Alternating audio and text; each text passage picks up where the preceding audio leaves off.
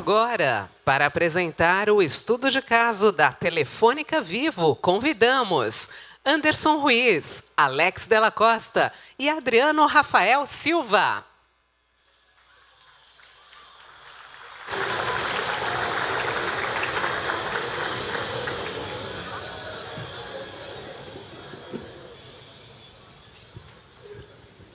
Boa tarde, pessoal. Meu nome é Anderson Ruiz. Estamos aqui hoje para apresentar um pouco da experiência de sucesso que nós tivemos aí com a Dynatrace e Telefônica Vivo no Brasil. Junto comigo está o Alex Della Costa, é o gerente responsável por ferramentas e workplace. Está o Adriano Rafael, ele que foi o faixa preta da nossa equipe aí para implementar. É o cara que conhece muito de Dynatrace e monitoramento, é o nosso cara sênior. Vou começar falando um pouquinho sobre a companhia no Brasil, no mundo. A Telefônica Vivo faturou no ano de 2017 52 bilhões de euros. Sendo desses 52 bilhões de euros, 12 bilhões da receita no Brasil. Nós chegamos, no ano de 2017, a mais de 97 milhões de clientes, para móvel e fixa. Então, desses 97 milhões, 74 milhões foi só de linha móvel, só de celular. Nosso market share representante, até maio desse ano, foi de 31,9%. Então, a gente é líder de mercado aí, nas vertentes que a gente atua. A gente chegou no ano de 2017 a 4,3 mil cidades. Então, é um cenário bem grande aí. A Telefônica, no Brasil, ela é uma marca institucional. A Vivo é a marca comercial. Depois que teve a fusão Telefônica Vivo, decidiu-se por manter a marca Vivo no Brasil. Tá? Aqui eu vou falar um pouquinho para vocês da complexidade do nosso cenário, do porquê que nós decidimos implantar a Dynatrace. No Brasil, nós temos 6 data centers. Nós temos 12 mil servidores nesses data centers. Nós temos mais de 500 sistemas. 6 data centers, a gente tem uma meta de disponibilidade de 99,95%. Tem uma coisa também, esses 6 data centers, eles são só para TI, para atender TI no Brasil. Tá? A gente tem uma meta de 99,95% de disponibilidade. Nos últimos 5 anos, a gente atingiu 100% de disponibilidade para os data centers de TI. Por que essa vasta gama de sistemas na Telefônica Vivo? Porque a Telefônica Vivo ela cresceu no Brasil por fusões e aquisições. Então, aí que está toda a nossa complexidade. Aí que a gente tem que investir e tirar as indisponibilidades e tirar essas coisas. São nesses sistemas aí que a gente está principalmente atuando. Antes que meu sotaque entregue, né, eu falo português fluente e mineirês nativo. Então, o Fernando Corrêa, que estava mais cedo aqui da Unimed, trabalhou comigo lá na Telemig. Eu vim lá de Minas um tempo na Vivo até 2010 e saí de lá regressando 5 anos depois. E o engraçado é que eu saí em 2010, trabalhando com monitoração, voltei em 2015 e o cenário ainda não tinha mudado drasticamente na empresa, né? No mercado de TI já começava a mudar. Então, você chegava ali e você perguntava para o pessoal, e aí, AIOps? Não. DevSecOps? Não. DevOps? Também não. Então, beleza, você é especialista em NoOps. A gente tinha ainda monitoração de infraestrutura básica, então, coletando CPU, memória, disco, file system, e a parte que eu comecei a cuidar lá de monitoração sintética, que era basicamente escrever scripts, robôs, para poder testar e tentar acompanhar, perceber qual era a experiência do usuário nas aplicações. Só que a monitoração sintética, ela é rasa. Você tem dados que você não pode manipular aqueles dados o tempo todo, você não pode gravar algo em produção, você não pode alterar a produção. Então, a parte mais importante você não mede, a conclusão do seu processo de negócio, a finalização da venda, a troca de plano e por aí vai. Né? Então, o pessoal de produção, tem alguns aqui comigo, eles tinham que fazer algumas queries em banco para poder acompanhar qual que era a efetivação dos processos. E quando tinha um incidente, você ficava perdido, procurando onde atacar, o que resolver. Então, como é que a gente conheceu a Dynatrace, né? Todo mundo tem o seu dia D. E nosso dia D começou no ano que nós resolvemos implementar o APM. A gente buscou uma solução de outro parceiro, trouxemos para poder nos ajudar e trazer a experiência do usuário final, do cliente. Colocamos espelhamento de tráfego de rede ali e não funcionou. Porque pior do que a aplicação que você tem não funcionar, é a aplicação de monitoração não funcionar, não aguentar a sua carga, ficar o tempo todo indisponível. Então, você, no meio de uma crise, com o incidente pegando, o fogo aceso lá no War Room e a ferramenta de monitoração fora, ou não te dando a rastreabilidade que você precisa. Então, em 2017, quando a gente começou ali com o projeto do APM, a gente falhou absurdamente. Tivemos que dar o braço a torcer, bater na mesa, chamar a Dynatrace no meio do War Room. A Dynatrace chegou, instalou o Epimon para a gente, com um servidor, 2 coletores, e nesse War Room, que era do aplicativo do Meu Vivo, uma nova versão que a gente estava lançando, a gente conseguiu definir algumas coisas ali e operar com aquela POC, que era uma POC produtiva, dali de meados de setembro até o final do ano de 2017, e dali começamos o projeto, de fato, que ia dar a nossa estrutura. Por favor. Então, em 10 meses, nós conseguimos atacar um projeto. A gente não perdeu tudo no projeto que falhou. A primeira coisa que você ganha são as lições aprendidas. Então, quando falha, você tem que reunir todo o arcabouço das falhas que ocorreram, tudo que aconteceu no seu cenário, e compilar aquilo em boas práticas, em como você vai atacar. Se a gente não tivesse tido um projeto antes que tivesse falhado, a gente não saberia como conduzir da melhor maneira, fazendo as melhores práticas e tudo mais. Então, vocês podem perceber ali, em 10 meses a gente conseguiu elencar 12 sistemas, a gente conseguiu instalar 2 clusters de Epimon e um cluster de Dynatrace, a gente colocou um ambiente parrudo ali para aguentar. A gente realizou treinamento com a galera, pulverizamos 1.200 agentes de Dynatrace e de Epimon no ambiente, e a gente conseguiu integrar nossos times. Então, antes, eram os silos, eram barreiras para serem quebradas, cada um trabalhando só com a sua visão, só com a sua ferramenta. Hoje, a nossa cultura é tentar trazer cada vez mais para que as pessoas abram o Dynatrace ou abram o Epimon na hora de uma crise e todos os times olhem juntos.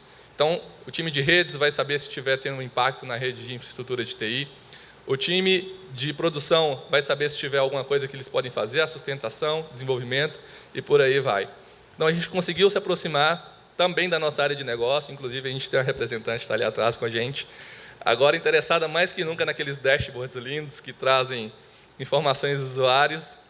E a principal informação do usuário que a gente conseguiu trazer e coletar, a gente começou a taguear as visitas. Então, quando alguém acessa o aplicativo, acessa o site, acessa a loja online, acessa qualquer canal que ele informa o número ou um login, nós tagueamos e tornamos aquele campo pesquisável. E na hora de uma falha, que eu acho que é comum aqui para todos, algum VP ou algum diretor encontrar alguma falha e ligar e acionar algum gerente e falar, olha, não está funcionando para mim, a gente tem que conseguir dizer se aquilo está correlacionado a algum evento que a gente capturou antes. E se estiver correlacionado, ótimo, estamos atuando, fomos proativos. Se não estivermos ou se não soubermos dizer o que está acontecendo para ele, a gente fica vendido na história. E isso não é legal para ninguém. Então, a gente conseguiu criar mapas de riscos, criamos um escopo, uma metodologia, elencamos os sistemas e fomos para dentro. Em 10 meses, avançamos absurdamente. O Anderson estava falando aqui, né, a respeito da... Ele é faixa preta, né, gente? Ó, Black Belt, os dois na cordinha, eu sou faixa laranja ainda, tá? Então... Não, vocês estão vendo que o Adriano está trazendo coisas que várias empresas já trouxeram aqui, né? Falando do que nós tivemos de bom com a Dynatrace, mas no primeiro momento a gente se espantou um pouco e a gente pensou que não ia ser bom para nós. Porque, por exemplo, um diretor de canais digitais tinha um dashboard na frente da sala dele e o diretor de canais digitais ligava sábado, que ele estava trabalhando, meio-dia, tem alguma coisa vermelha aqui. Então, no primeiro momento, nós não tínhamos só o Command Center nos acionando. A gente tinha também a área de negócio. Então, isso daí que foi legal.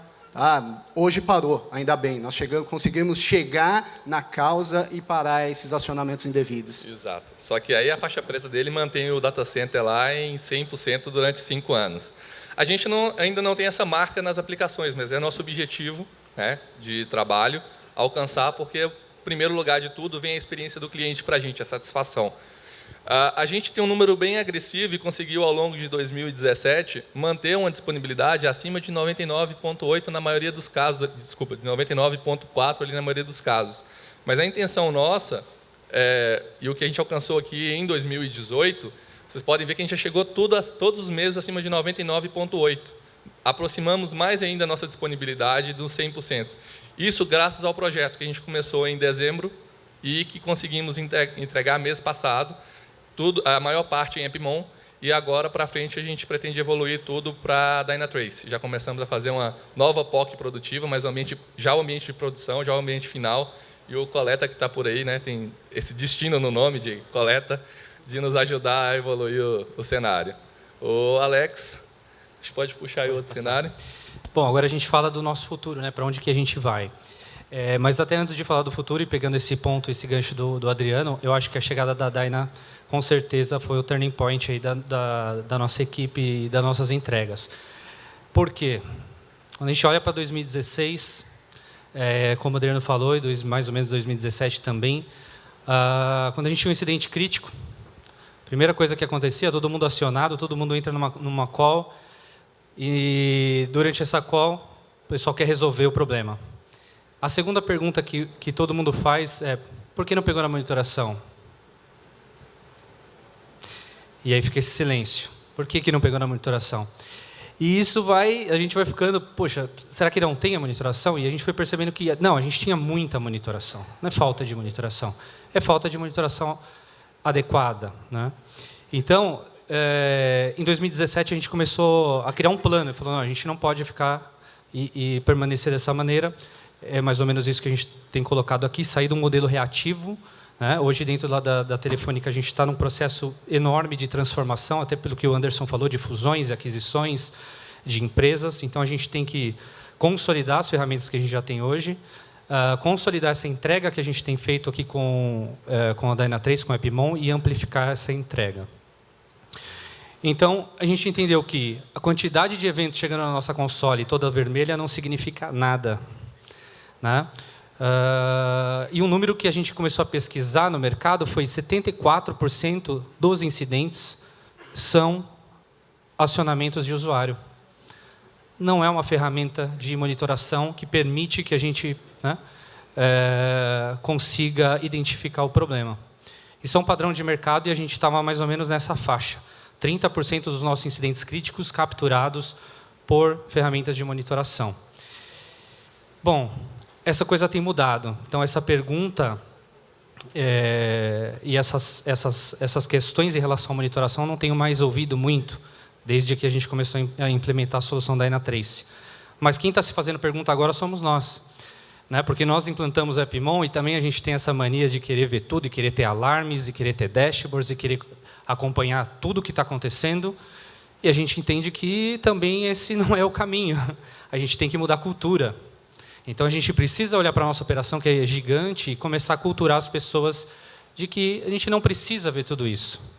Então, se a gente tem um estouro de CPU, memória, disco, será que a gente tem que estar olhando para esse alarme com um incidente crítico, ou será que a gente tem que olhar para isso simplesmente se tiver, de fato, gerando um problema para o meu serviço entregue da minha aplicação?